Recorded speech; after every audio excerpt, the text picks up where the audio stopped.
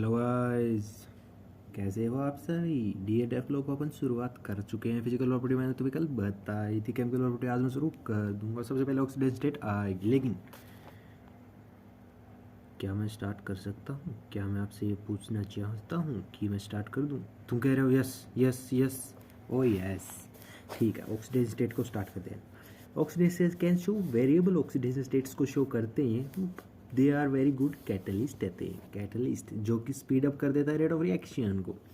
Manganese की oxidation state +2 से +7 तक जाती है। मैक्सिमम ऑक्सीडेशन स्टेट होती है इसकी 3D में, बट क्रोमियम +2 से +6 तक जाएगा। कॉपर +1 से +2 तक जाएगा। जिंक Zn2 पॉजिटिव शो करता है, Zn positive Zn3 positive rarely show करता है, बट शो तो करता है। स्कैंडियम +3 ऑक्सीडेशन स्टेट को शो करता है, वेरिएबल ऑक्सीडेशन स्टेट्स को शो नहीं करता। सिल्वर +1 ऑक्सीडेशन स्टेट शो करता है और मिनिमम ऑक्सीडेशन स्टेट के लिए जाना जाता है। और तो और इसमें ऐसे भी कंपाउंड्स होते हैं जो जीरो ऑक्सीडेशन स्टेट्स को शो करते हैं, NiCO5 FeCO5 जो कि कार्बोनिल कॉम्प्लेक्स का काम करते हैं, जो कोऑर्डिनेशन केमिस्ट्री में तुम सब पढ़ोगे। लेकिन 3D से 40 से 5 नहीं जाओगे तो डाउन द ग्रुप जाओगे, ability to show higher oxidation state क्या हो जाएगी, इंक्रीज हो जाएगी। तुम्हें पता होना चाहिए। इनर्ट पेरीफेट के क्या होते हैं, ये रिवर्स होते हैं। ठीक है भाई, ठीक है ठीक है ठीक है। अब एक ट्रेंड आया भाई। ट्रेंड क्या है कि मरकरी जो है, मरकरी का सबसे पहला सबसे ज़्यादा, उसके बाद कैडमियम, उसके बाद जिंक। ये क्या है, टंगस्टन मोलिब्डेनम और क्रोमियम का क्या है ये फंडा। ये ट्रेंड किस चीज़ के है, या तो फ्लोरीन और ऑक्सीजन के साथ हायर ऑक्सीडेशन स्टेट्स होंगी। अच्छा, ये क्या करते हैं, ये ऑक्सीडेशन स्टेट मतलब कि हायर शो करते हैं एज कम्पेयर टू, मतलब कि दोनों के सब में ये देख लो कितनी ऑक्सीडेशन स्टेट मतलब कि +2 ऐसे हैं, बट कौन सा ज़्यादा हायर रिएक्टिव होता है उसका ट्रेंड है भाई ऑक्सीडेशन स्टेट में। फ्लोरीन के साथ मतलब कि हायर ऑक्सीडेशन स्टेट को शो करते हैं। CrF5 एग्जिस्ट तो करता है, बट MnF7 जो है ना वो तो एग्जिस्ट ही नहीं कर पाता। मतलब कि क्रोमियम जो है ना वो तो देखो +6 ऑक्सीडेशन स्टेट में एग्जिस्ट करता है, बट मैग्नीज जो है वो +2 से +7 ऑक्सीडेशन स्टेट्स तो शो करता है, बट वो एग्जिस्ट नहीं कर पाता भाई फ्लोरीन के साथ, क्योंकि बॉन्ड नहीं बना पाता। और MnF4 एग्जिस्ट करता है इस ट्रेंड में, और fluorine stabilise higher oxidation states को फ्लोरीन स्टेबलाइज भी कर देता है, क्योंकि उसकी लैटिस एनर्जी हाई होती है और हाई बॉन्ड एनर्जी भी इसकी होती है। ठीक है, बट ऐसी बात नहीं है भाई। जैसे कि फ्लोरीन के साथ तुमने ट्रेंड देखा कि मतलब कि ये तो ट्रेंड का तुमने सिंगल देख लिया कि फ्लोरीन या ऑक्सीजन के साथ हायर ऑक्सीडेशन स्टेट्स कौन कौन से शो करते हैं, तो तुम्हें ये पता होना चाहिए भाई। ठीक है, कि मरकरी कैडमियम जिंक का ट्रेंड अगर फ्लोरीन ऑक्सीजन के साथ देखोगे तो मरकरी सबसे ज़्यादा रिएक्टिव करेगी, उसके बाद में कैडमियम, उसके बाद में जिंक, और इसी तरीके से मतलब कि टंगस्टन आ जाए, मोलिब्डेनम और क्रोमियम आ जाए, तो इनमें तुम्हें पता होना चाहिए कि कौन सी ऑक्सीडेशन स्टेट ज़्यादा शो करेंगे फ्लोरीन और ऑक्सीजन के साथ। अब फ्लोरीन ने तो भाई अपना फंडा दे दिया कि भाई मैं तो क्रोमियम के साथ +6 ऑक्सीडेशन स्टेट में अच्छा एग्जिस्ट करती हूँ, बट मैग्नीज के साथ नहीं कर पाता। मैग्नीज के साथ +4 ऑक्सीडेशन स्टेट में एग्जिस्ट करता हूँ, तो भाई मैग्नीज में +7 ऑक्सीडेशन स्टेट जो है ना वो शो करता है, तो ये ऑक्सीजन के साथ +7 ऑक्सीडेशन स्टेट शो करेगा मेरे ख्याल से, तो वही आगे अपन देखेंगे। बट ये ऑक्सीडेशन स्टेट्स का ट्रेंड तो तुम्हें याद रखना पड़ेगा भाई 3D में, मतलब कि मैग्नीज, क्रोमियम, कॉपर, जिंक, ये सारा पता तुम्हें होना चाहिए। ठीक है, इसका एक मैं तुम्हें बता दूंगा कि 3D में कौन कौन से कंपाउंड्स आते हैं, वो तुम्हें याद रखने पड़ेंगे। Scandium titanium vanadium chromium manganese iron cobalt nickel copper zinc, इन सब में जो ऑक्सीडेशन स्टेट्स दिखाई गई तुम्हें वो याद करनी है तुम्हें, बाकी एक ट्रेंड तुम्हें बता दिया जाएगा। अब हायर ऑक्सीडेशन स्टेट्स जो ऑक्सीजन के साथ शो करते हैं ये कौन कौन से करते हैं। मैग्नीज जो है ऑक्सीजन के साथ ऑक्सीडेशन स्टेट शो करता है, ठीक है। MnO3F जो है वो भी एग्जिस्ट करता है, तो +7 ऑक्सीजन स्टेट जो कि मैग्नीज मैक्सिमम शो करता है वो ऑक्सीजन के साथ, ऑक्सीडेशन के ही साथ, ऑक्सीजन के साथ ही करता है भाई। फेरेटाइन जो है वो भी एग्जिस्ट करता है FeO4 नेगेटिव में, जिसमें आयरन की +6 ऑक्सीडेशन स्टेट होती है भाई। रेयरली होती है क्योंकि ये स्टेबल होता है हाईली, और मतलब कि इजीली क्या कर लेता है, डिकम्पोज कर लेता है, इसलिए इसका ट्रेंड थोड़ा सा अलग है। ठीक है भाई, अब आ जाओ। Oxygen have high ability than fluorine to stabilise higher oxidation states because oxygen can form multiple bonds. ये कह रहा है कि ऑक्सीजन जो है ना उसके पास एबिलिटी ज़्यादा है भाई फ्लोरीन से, कि वो ऑक्सीडेशन स्टेट को क्या कर लेता है, हाईली स्टेबलाइज कर सकता है। ये अपन अब को पता कैसे चला, क्योंकि मैग्नीज के साथ भाई फ्लोरीन ने +7 ऑक्सीडेशन स्टेट शो नहीं की, बट ऑक्सीजन ने वो शो की, इसके कारण उसकी मतलब कि ऑक्सीजन स्टेट ज़्यादा होगी, तो ऑक्सीजन स्टेबलाइज उसको कर लेता है। तो केमिकल प्रॉपर्टी सबसे पहले ऑक्सीडेशन स्टेट का तुम्हें पता चल गया भाई किस किस का ट्रेंड आता है। बट अब जो बात मैं बताने चाह रहा हूँ ना वो सबसे इंपॉर्टेंट है भाई, इससे इंपॉर्टेंट कुछ भी नहीं है तुम्हारे लिए। मैग्नेटिक प्रॉपर्टी, इससे भर भर के क्वेश्चंस आते हैं, क्यों आते हैं, किस कारण आते हैं, वो सारी चीज़ें मैं तुम्हें बताऊंगा, लेकिन उससे पहले तुम्हें एक टेबल ज़रूर दिखाऊंगा, वो तुम्हें याद होनी चाहिए भाई।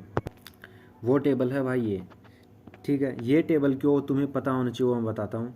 क्योंकि स्कैंडियम, टाइटेनियम, वनेनियम, chromium, manganese, iron, cobalt, nickel, copper, zinc, जो कि 20 से लेकर के 30 तक जो है नंबर है, इन नंबर में तुम्हें उनकी इलेक्ट्रॉनिक कॉन्फ़िगरेशन शो होनी चाहिए। मैं फिर से बता रहा हूँ, ये टेबल तुम्हें पूरी रटी हुई होनी चाहिए। रटी हुई होने का मतलब है तुम्हें पूरी याद होनी चाहिए कि 3D0 में स्कैंडियम +3 ऑक्सीडेशन स्टेट को शो करता है और कलरलेस कंपाउंड बनाता है।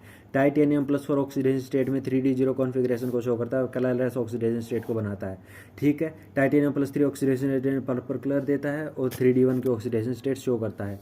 ये सारी टेबल तुम्हें पूरी याद होनी चाहिए। अब इसका मैं तुम्हें बताऊंगा कि ये क्यों याद होनी चाहिए, पहले तुम देख लो। देखो D1 में Ti3 पॉजिटिव शो करता है, D1 में V4 पॉजिटिव आता है, D2 में V3 पॉजिटिव आता है, D3 में V2 पॉजिटिव आता है। उसके बाद में D3 में Cr3 पॉजिटिव क्रोमियम आ जाएगा।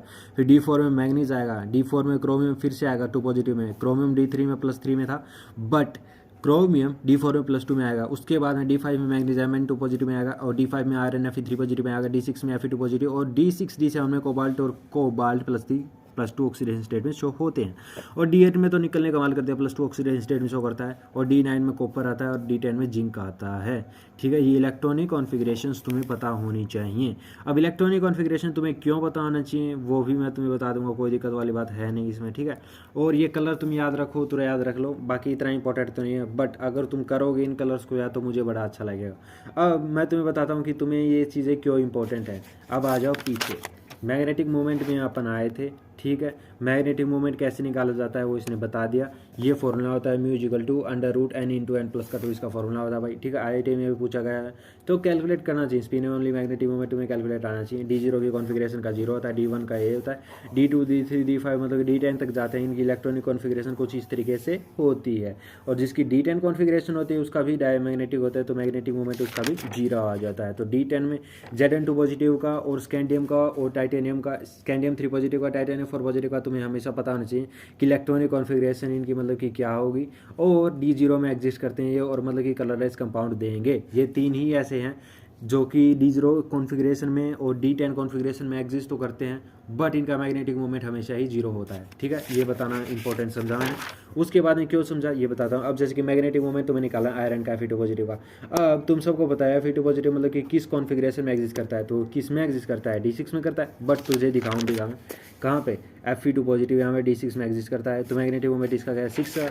एन की वैल्यू 6 पुट करो और आंसर निकालो इजीली। ठीक है, ठीक है, ठीक है, ठीक है, ठीक है। इस तरीके से तुम मैग्नेटिक मोमेंट को शो कर सकते हो। ठीक है, उसके बाद में देखो मैग्नेटिक मोमेंट निकालना तुम्हारे लिए बहुत इजी काम है। प्लस अब जैसे कि आयरन है, आयरन की electronic configuration Fe3 positive D5 में शो होगा। ठीक है, यहाँ से मैग्नेटिक मोमेंट निकाल सकते हो। कॉपर, जिंक, स्कैंडियम, टाइटेनियम, वनेनियम, chromium, manganese, iron, cobalt, nickel, copper, zinc. Zinc सबसे लास्ट में आता है, D10 कॉन्फ़िगरेशन आएगी भाई इसकी तो। और भाई D10 कॉन्फ़िगरेशन आएगी तो सीधा बात इसका मैग्नेटिक मोमेंट क्या आ जाएगा 0 आ जाएगा, क्योंकि ये डायमैग्नेटिक शो होता है। स्कैंडियम 3 पॉजिटिव में अपन के पास D0 कॉन्फ़िगरेशन में एग्जिस्ट करता है। D0 कॉन्फ़िगरेशन में एग्जिस्ट करेगा तो कलरलेस कंपाउंड होगा। उसके बाद में कोबाल्ट 3 पॉजिटिव जो हो D4 कॉन्फ़िगरेशन में एग्जिस्ट, मतलब कि कोबाल्ट जो है अपना कौन सी कॉन्फ़िगरेशन में एग्जिस्ट करेगा बताना, बताना, बताऊँगा मैं तुझे ज़रूर बताऊंगा। क्यों बताऊंगा मैं, क्यों बताऊंगा मैं, क्यों बताऊंगा। D6 कॉन्फ़िगरेशन में एग्जिस्ट करता है ना, तो D6 में n की वैल्यू 6 पुट करो और इजीली आंसर निकालो भाई। ठीक है ना, ठीक है ना। बट एक चीज़ तुम्हें याद रखनी है जो कि मैं लास्ट में बताऊंगा तुम्हें, अभी लास्ट आ चुका तो बताना ज़रूरी है।